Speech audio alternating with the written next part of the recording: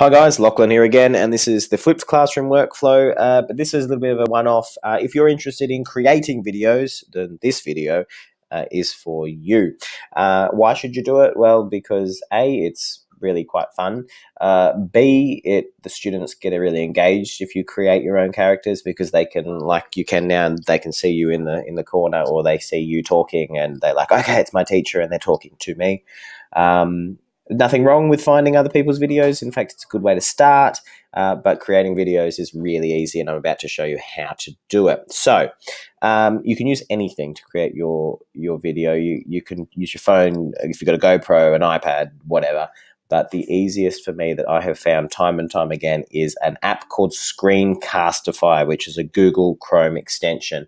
It's free, but you can buy a premium version, and it's about $16, and that's it. And for the rest of the life, it could have gone up to 30. I don't know, but I paid around about $16 for it. And I'm going to show you right now how it works. But you can see there that I was just actually screencasting my PowerPoint or my Keynote, as the case. So what you do is you go into your Google Chrome, and in the Chrome Web Store, you look up Screencastify, and here it is here, and you add it, and it looks up here is a screen video recorder. And what it does is it links to your Google Drive, which means that as soon as you've started recording it, when you can see here that I'm recording right now, desktop's being recorded, you can set it to record your desktop, you can set it to record just you speaking, you can set it to record anything, you can set it to only do one of the tabs. But the really cool thing is that when you end it, it will actually save it in your Google Drive. So you don't actually have to take up any space on your actual computer, because it will save it directly to your Google Drive. And from that point, you can go in here. This is the last video I did.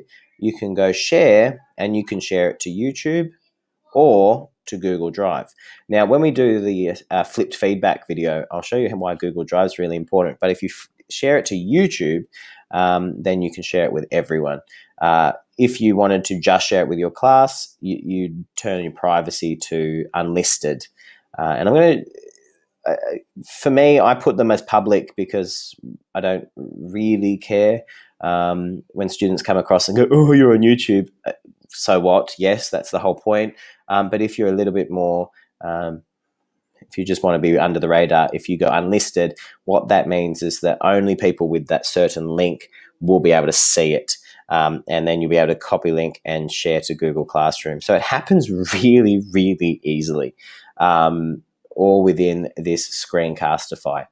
And if you were to do it as a Google Drive, and you only wanted, say I was creating a video for 6 people, I could share it with only those 6 people from my Google Drive, and only those 6 people would ever be able to access it.